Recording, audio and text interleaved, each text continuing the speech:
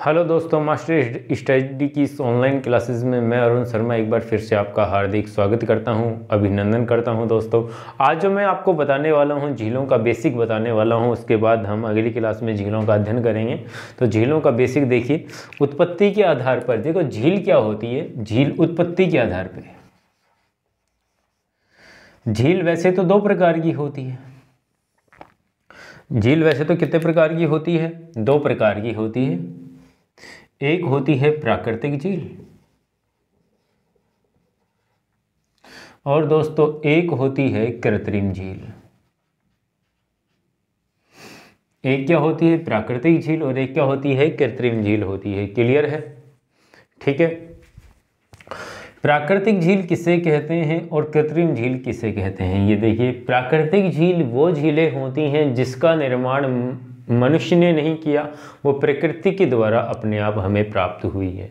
अर्थात वह झील जिसमें मनुष्य का किसी प्रकार का कोई योगदान नहीं रहा हो, ठीक है, वो झील क्या होती है? प्राकृतिक झील होती है। कृत्रिम झील कौन सी होती है? जो पूर्ण रूप से मानव ने ही जिसका निर्माण किया है, मनुष्य ने ही जिसका निर्माण किया है, वो कृत्रिम झील है।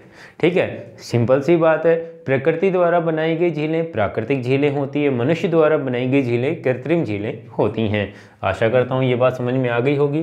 प्राकृतिक झीलों को निम्न भागों में विभाजित किया गया है दोस्तों। जैसे नंबर 1 पर है विवर्तनिक झील।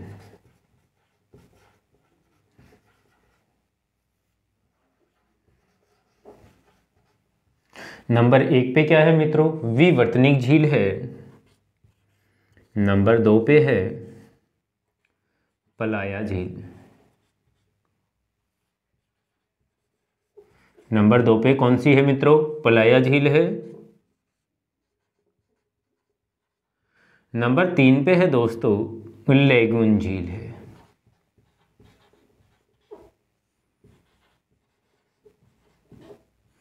कौन सी है? लेगून झील है। और नंबर 4 पे है दोस्तों क्रेटर झील है।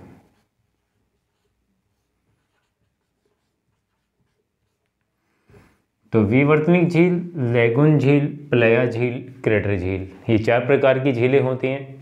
विवर्तनिक झीलें क्या होती हैं? वे झीलें जिनका निर्माण भू प्राकृतिक चीज़ों में या विवर्तनिक परिवर्तन के कारण हुआ हो, चट्टानी हलचलों के कारण हुआ हो, उन झीलों को क्या कहते हैं? विवर्तनिक झील कहते हैं। वे झीलें जिनका निर्माण भूगर्भिक हलचलों के कारण हुआ है, चट्टानी हलचलों के कारण हुआ है, उन्हें विवर्तनिक झील का दर्जा दिया जाता है। मित्रों, क्या कहा जाता है? विवर्तनिक झील। फिर से सुनिए, वे झीलें जिनका निर्माण भूगर्भिक हलचलों के कारण होता है, उन झीलों को क्या कहते हैं? विवर्तनिक झील कहते हैं। अब इसके बाद है पलाया झीलें। पलाया झील किसे कहते हैं? वे झीलें जो, ये देखो, प्रमुख रूप से जो पलाया झीलें होती हैं रेगिस्तानी क्षेत्र में पाई जाती है। ये चारों ओर से मिट्टी के टीलों से घिरी होती हैं। चारों ओर से मिट्टी के टीलों से घिरी होती हैं दोस्तों। इनमें जल का स्रोत केवल वर्षा होती है। बारिश होती है तो पानी भर जाता है, थोड़े दिन बाद वो सूख जाता है, अर्थात ये अस्थायी झीलें होती हैं। क्लियर है? तो देखिए, मैं आपको फिर से रिपीट कर देता हूँ इस चीज़ को। पलाया झीलें ये रेगिस्तानी क्षेत्र में पाई जाती हैं। चारों ओर इनके मिट्टी के टीले होते हैं। इनमें केवल जल का स्रोत वर्षा होती है। अस्थायी झीलें होती हैं। क्या होती है?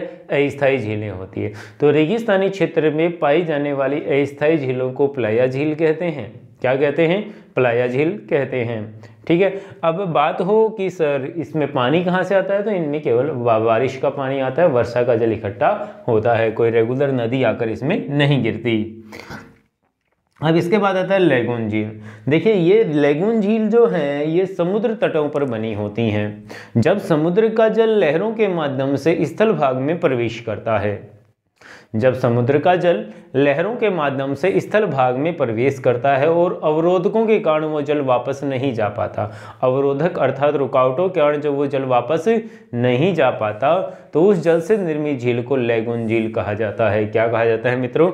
लेगून झील कहा जाता है। उस जल से निर्मित झील को क्या कहा जाता है? लेगून झील कहा जाता है। क्लियर है? जैसे मैं आपको इंडिया में इसके एग्जाम्पल आगे झीलें पढ़ाएंगे तो पढ़ाऊंगा भी।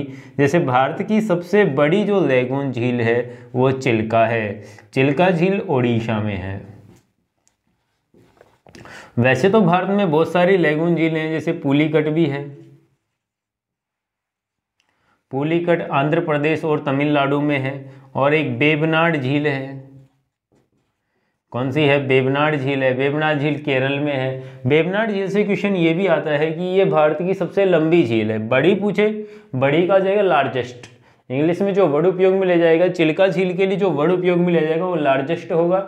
लार्जेस्ट, द लार्जेस्ट लैगून कौन सी है?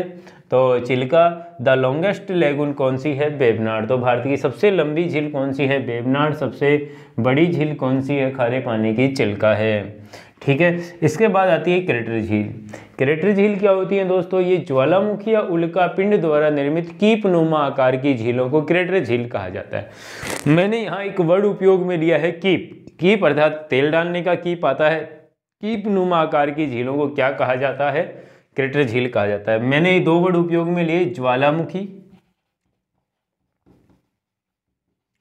ज्वालामुखी और उल्का पिंड द्वारा निर्मित झीलों को क्या कहा जाता है? क्रेटर झील कहा जाता है। ज्वालामुखी द्वारा निर्मित झील की बात करूं तो पुष्कर झील, और उल्का पिंड की बात करूं तो लोनार झील, महाराष्ट्र। ये दोनों ही इसका उदाहरण हैं। तो आशा करता हूं दोस्तों ये झीलों के प्रकार आपको समझ में आए होंगे। आगे कल हम जो बात करेंगे विश्व की झीलों पर करेंगे, और उससे अगली क्लास में हम इंडिया की झीलों पर बात करने वाले हैं। आपको हमें इतना प्रेम देने के लिए आपका बहुत बहुत धन्यवाद। जय हिंद, जय भारत।